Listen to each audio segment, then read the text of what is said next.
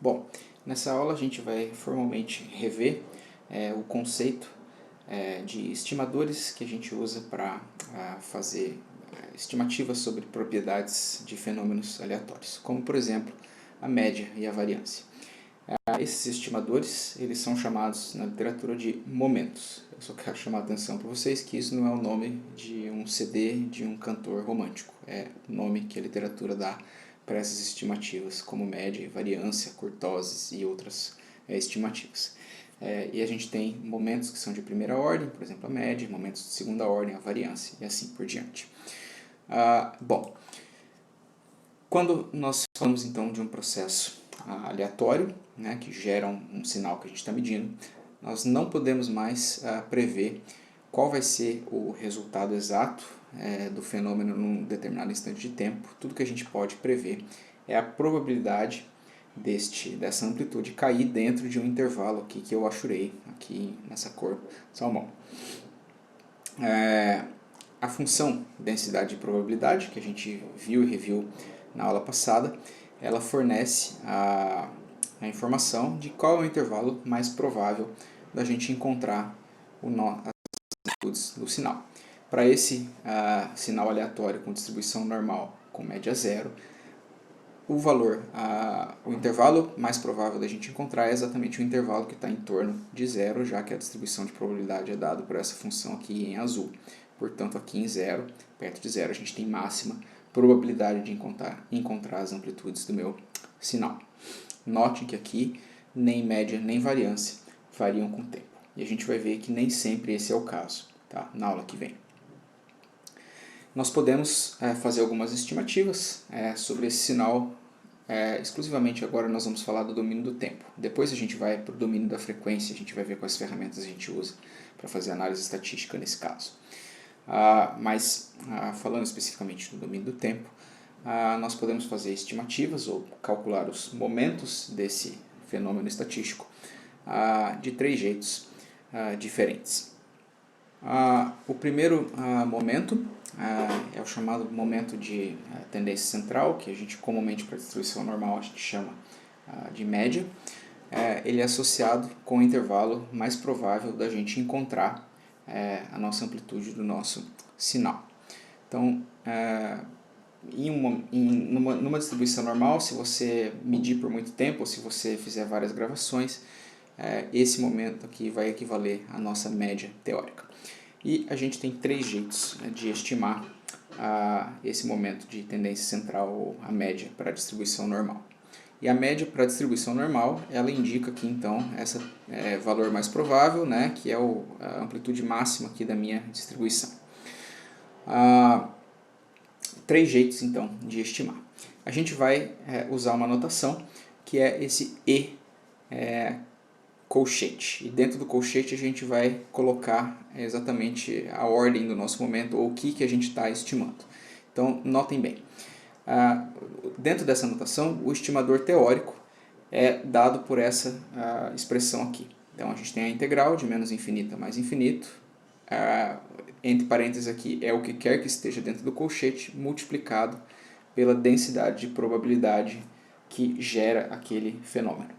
Então, no caso da distribuição normal, a gente vai ter aquela equação da distribuição de probabilidade da distribuição normal para fazer essa integral. Então, sendo mais específico, se eu coloco x dentro do colchete, a gente tem a integral de menos infinito até mais infinito do x p de x. E se vocês pararem para pensar muito bem nessa expressão aí, a gente precisa entender duas coisas. A primeira é que a gente precisaria, para calcular essa estimativa teórica, calcular o primeiro momento, ou a média, conhecer o p de x que gera o meu fenômeno, o que nem sempre está disponível na prática. A gente pode fazer alguma inferência que a distribuição seja normal com média zero, mas a priori a gente não conhece nem a cara da distribuição normal, da distribuição da densidade de probabilidade, peço perdão, a gente não conhece a cara da densidade de probabilidade.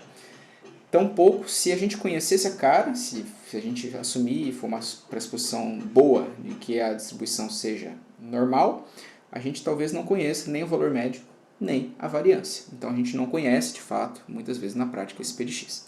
Mas, assumindo que a gente conheça, o segundo fato importante que a gente precisa entender é que essa expressão aqui é uma média ponderada, né, que a gente está acostumado. Na média ponderada, a gente não soma pesos com probabilidade, né? A gente soma o valor da coisa que a gente tem com pesos, né? Então aqui os pesos são a densidade de probabilidade e o x o valor da coisa, né? Por exemplo, quando a gente calcula as notas finais do semestre, às vezes a gente dá um peso maior para uma determinada nota e um peso menor para outra nota. E aí a gente divide pelo somatório de pesos. Só que, se vocês lembrarem bem, o somatório de pesos é a integral de p de x, que tem que integrar para 1, porque isso é uma densidade de probabilidade. Então, isso aqui nada mais é do que uma média ponderada. E esse é o nosso primeiro jeito de estimar o primeiro momento, que tem a ver com o conhecimento do p de x. Então, a gente precisa conhecer o p de x, o que nem sempre está disponível para nós na prática. Um segundo jeito que a gente pode fazer essa estimativa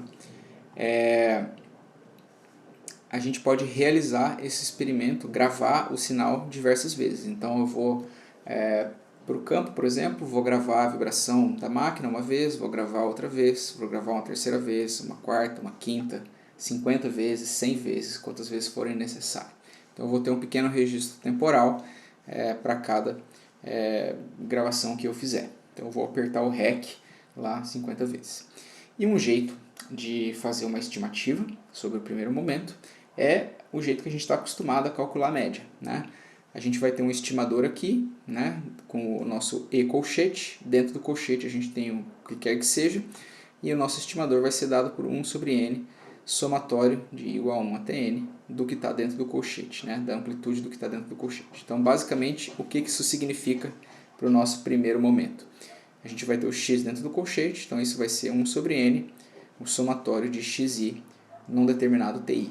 Então, basicamente, eu escolho um instante de tempo e eu tomo todas as amplitudes que eu gravei nesse instante de tempo, das minhas n gravações, e eu somo toda essa amplitude do sinal azul com essa do sinal vermelho, com essa do sinal em cinza, com essa do sinal em verde, com essa do sinal em magenta. E aí eu somo essas amplitudes e divido pelo número de gravações que eu fiz.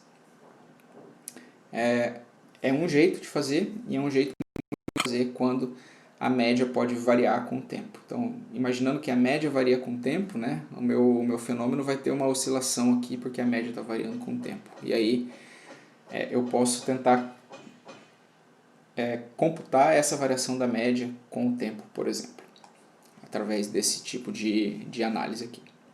No entanto, isso requer que a gente grave o sinal diversas e diversas e diversas vezes para poder ter um universo aqui grande, né, de gravações, né, uma amostra boa do que está gerando o meu fenômeno que eu estou medindo.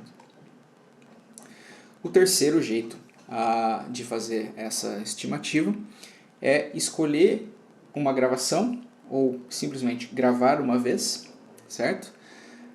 E tomar a média ao longo do tempo, ao invés de tomar a média ao longo das gravações.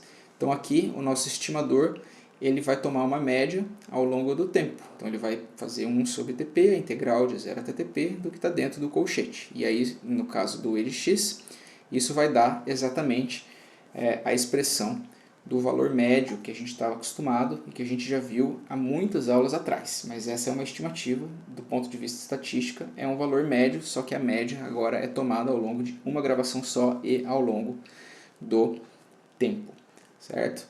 Então, isso aqui é a nossa expressão para o valor médio, ou se a gente pensar lá em transformada de Fourier, lembrando, essa é a amplitude da componente de frequência zero. Né? Vocês podem rever lá as aulas de transformada de Fourier para voltar nesse assunto, se desejar. Falando um pouco do segundo momento. Né? O segundo momento é o que a gente chama de variância. Né? No caso da distribuição normal, né, essa variância ela vai medir a média das distâncias dessa curva aqui ao valor médio. Então, o que está dentro do colchete agora é x menos o μ de x, que é o valor médio, elevado ao quadrado. Então, a gente vai tomar uma distância daqui para cá, né, do valor da distribuição de probabilidade para o valor médio. Essa distância a gente vai elevar ao quadrado, a gente vai tomar essa outra distância aqui, vai elevar ao quadrado. e a gente vai somar essas distâncias e dividir pelo número de, multiplicar ali pela densidade de probabilidade. Então, de novo, quando a gente pensa nos três jeitos de estimar, a gente tem o estimador teórico, e aí, lembrando que o que está dentro do colchete é o que multiplica o p de x, e aqui o que está dentro do colchete é x menos μ de x ao quadrado, e a gente multiplica isso pela distribuição de probabilidade para esse primeiro estimador. Lembrando que a gente daí precisa conhecer a distribuição de probabilidade para fazer a estimativa do segundo momento com esse estimador teórico. Ou a gente pode, de novo, tomar várias gravações, escolher um instante de tempo e aí fazer o somatório, só que agora o que vai no argumento do somatório é exatamente o x menos μ de x, né, naquele instante TI, e note que agora eu incluí aqui a possibilidade de que a média varie com o tempo, certo? E isso aqui é uma estimativa, então, da minha variância tomada a partir de diversas gravações. E, por fim, a gente pode fazer uma estimativa escolhendo uma gravação ou gravando apenas uma vez e fazendo o estimador de acordo com essa expressão. E aí, no caso, o que está dentro do colchete, de novo, é o x menos μ de x, e o que entra dentro da integral é o x ao quadrado, saiu o x ao quadrado aqui, mas deveria ser x de t menos μ de x elevado ao quadrado. E quando a gente exclui a média da jogada, né, a gente tem o e de x ao quadrado, que é 1 sobre tp, integral de 0 até tp, do x ao quadrado de t. E isso aqui é o valor RMS ao quadrado, né? Note, então, que essa expressão aqui, se a gente tirar o quadrado dela, a gente vai ter o valor RMS. E essa expressão, aqui à esquerda, né, que é o RMS ao quadrado, é exatamente igual à variância do meu sinal, excluído a média, né? Se o sinal tiver média zero, a variância do meu sinal é exatamente igual ao valor RMS ao quadrado, né? Bem, a gente sabe que, tendo esses dois jeitos práticos de medir média e variância, o primeiro e segundo momento, né, escolhendo o tempo e tomando várias gravações, ou simplesmente gravando uma vez e tomando o momento ao longo do tempo, a gente sabe que dependendo tanto do instante escolhido para esse primeiro caso aqui, quanto da gravação tomada, nesse segundo caso aqui, o valor do primeiro momento e do segundo momento calculado vai ser diferente, porque provavelmente o valor calculado para esse sinal aqui vai ser diferente do valor calculado para esse sinal e assim por diante. Tá? Assim como se eu escolher instantes de tempo diferentes, eu vou ter valores de primeiro e segundo momento ligeiramente diferentes. Logo, vocês podem perceber uma coisa, talvez um conceito bem complicado, mas parece aquele filme, né, o Inception, né, que é o filme do Leonardo DiCaprio, que agora a gente pode tomar, se a gente, por exemplo, tiver várias gravações, eu posso calcular o valor médio e variância para o sinal verde, posso calcular para o sinal azul, para o sinal vermelho, e o que eu vou ter no final das contas é uma média dos valores médios, ou uma variância dos valores médios, né? Então eu tenho um erro associado à minha estimativa, né? Então o que acontece? Se eu tomar a média para o valor verde, eu vou ter um valor, se eu tomar a média para o sinal azul, eu vou ter outro valor, e aí eu posso computar uma distribuição de valores médios que eu obtive a partir de várias gravações, tá? E idealmente a gente tem duas coisas. A gente pode errar a estimativa do valor médio, né? Então pode ser que o meu sinal, o meu fenômeno verdadeiro, né, seja gerado por uma distribuição de probabilidade com média nula. No entanto, quando eu computo a média a partir das medições que eu fiz, eu tenho uma média ligeiramente diferente, por exemplo 0,1. E aí eu tenho um erro associado, tem uma diferença entre o valor verdadeiro e o valor que eu calculei. E eu quero, obviamente, que essa diferença seja a menor possível. Essa diferença a gente chama de bias. E pode ser também que eu acerte mais ou menos que a média é nula, ou perto de zero, só que eu tenho uma distribuição de valores para cada estimativa. E o que eu gostaria é que essa distribuição fosse a menor possível, ou seja, que cada vez que eu tome uma gravação, eu esteja muito perto do valor verdadeiro, né? Por quê? Porque na prática, o que eu quero é medir uma vez só. E se eu tiver uma variância muito grande na estimativa da minha média ou da minha variância, né? É a variância da variância ou a variância da média. Se eu tiver uma variância muito grande na estimativa da média, por exemplo, eu não consigo ter certeza se eu tomar a primeira ou a segunda gravação, qual é o verdadeiro, porque eu posso ter um valor certo e um valor muito errado, né? Então a gente quer idealmente que tanto o bias quanto a variância do meu estimador sejam muito pequenas. Bom, e a gente pode investigar esses fenômenos de bias e variância do estimador com um notebook que a gente tem aqui. Então eu vou gerar um sinal aleatório a partir dessa distribuição normal aqui, que tem média 0, e eu escolhi aqui um desvio padrão de 0,5.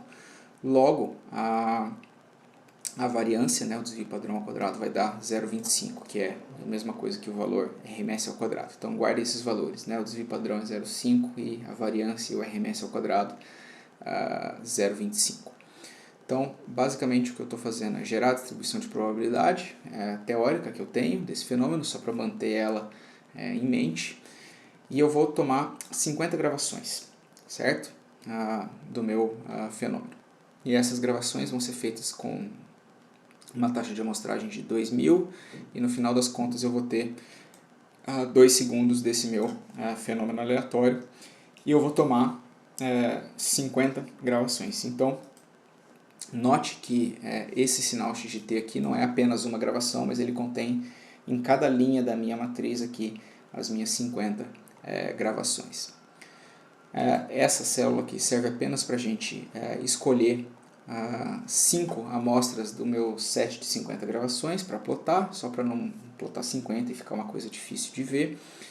E eu posso computar aqui os estimadores do conjunto, né? Os momentos do conjunto. Então eu escolhi 2 instantes de tempo, 0,25 e 0,73. Então eu teria um instante de tempo equivalente a 0,25 e outro aqui a 0,73. E eu vou tomar média e variância para esses 2 instantes de tempo ao longo aqui das minhas 50 gravações. Então eu estou tomando a média nessa direção aqui vertical ao longo de cada um desses sinais. E aí, se eu computar isso, vocês podem observar que o primeiro momento para o T1 é 0,015, o primeiro momento para o T2 é menos 0,05 e o segundo momento é 0,31 e o segundo momento do T2 é 0,3158. Então vocês observam que os valores dos momentos são diferentes, né? E isso acontece porque a gente tem uma bias e uma variância associado à estimativa feita por meio do conjunto, né? Escolhendo 2 instantes de tempo, um instante de tempo e computando na direção ali vertical ali dos sinais. E dá para perceber então que cada vez que eu escolho um tempo e computo a média ou a variância, dá um valor ligeiramente diferente, tá? Agora, se eu tomar apenas uma das gravações, né, e fazer o mesmo cálculo, então eu vou escolher uma das gravações, que é esse sinal gravado aqui, e computar o valor médio e o desvio padrão ao quadrado, né, ou a variância ao quadrado. Nesse caso, eu computei simplesmente o desvio padrão porque o valor médio dá 0. Né? E eu também computei aqui o valor RMS, certo? Do meu sinal. E aí a gente tem um print aqui que é o primeiro momento, o segundo momento e o quadrado do valor RMS. E o que dá para perceber aqui é que o primeiro momento é menos 0,0010, então bem perto do valor médio verdadeiro, que é 0. O segundo momento, né, que é a variância, é 0,24. Lembro vocês que esse é o valor esperado, o valor verdadeiro é 0,25, então a gente está bem perto também do valor de variância. E o quadrado do RMS é 0,24. Isso acontece, né, o quadrado do valor RMS dá a mesma coisa que a variância, porque a média do sinal é 0, certo? Então vocês podem depois brincar com o notebook e fazer fenômenos que não tenham média igual a zero, e vocês vão ver que vai dar um pouco diferente o RMS e a variância. RMS ao quadrado e a variância. E por fim, a gente pode, já que a gente tem, né, 50 gravações, eu posso tomar valor médio ao longo dessa direção, valor médio ao longo dessa direção para cada um dos sinais, e aí eu teria 50 valores médios. Ou, já que eu tenho 4.000 amostras no tempo, eu posso tomar o valor médio do instante 0, o valor médio do instante 0,1, o valor médio do instante 0,25, e aí eu teria 4.000 valores médios para computar uma distribuição ou um histograma, né, de valores médios e de variância. Então, se eu fizer isso, né, é o que eu estou fazendo aqui. Aqui eu estou tomando o estimador do conjunto ao longo desse axis 0, né, e aí eu obtenho este gráfico aqui, este histograma. Então, este histograma aqui é a contagem de valores, né, para cada valor médio desse calculado, e aqui, no caso, da variância, ou do desvio padrão, né, no caso, o STD.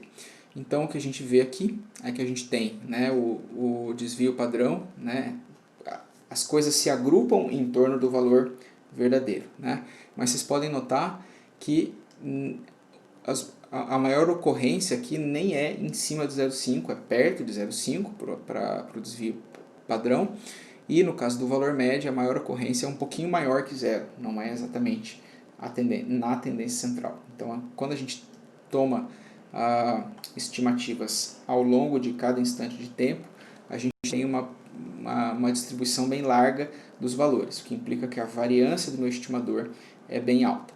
E a gente tem um pequeno bias também, porque a gente nem sempre acerta em cima de 0 ou de 0,5, que é o valor verdadeiro da média e do desvio padrão, respectivamente. Quando eu faço a mesma coisa ao longo do axis 1, significa que eu estou tomando, né, as médias ao longo do tempo aqui, certo? E aí, o que acontece é que a gente tem uma distribuição bem mais enxuta, né? E em partes tem a ver com o fato de que eu tenho 4.000 amostras em cada sinal. Então eu tenho mais amostras do que eu tenho gravações, né? E isso implica que eu vou ter uma variância menor e uma média que acerta mais em cima do valor médio verdadeiro, certo?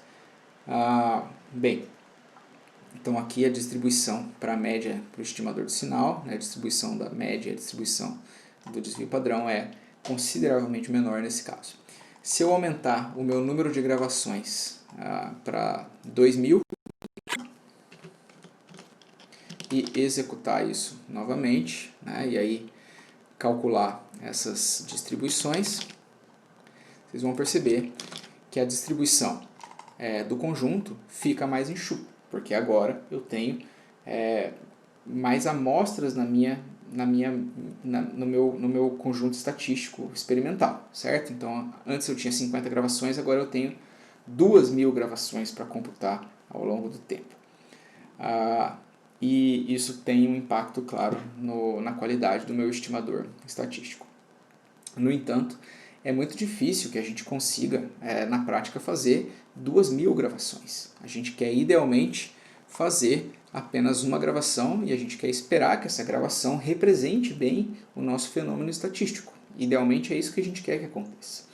E na aula que vem, a gente vai ver as condições para que isso aconteça. Isso tem a ver com o conceito de estacionalidade. Tá? Então, a gente vai ver fenômenos na aula que vem que tem média e variância que podem variar com o tempo, e a gente vai ver que isso impacta na habilidade de a gente usar esse estimador aqui do sinal, certo? Então, até a aula que vem.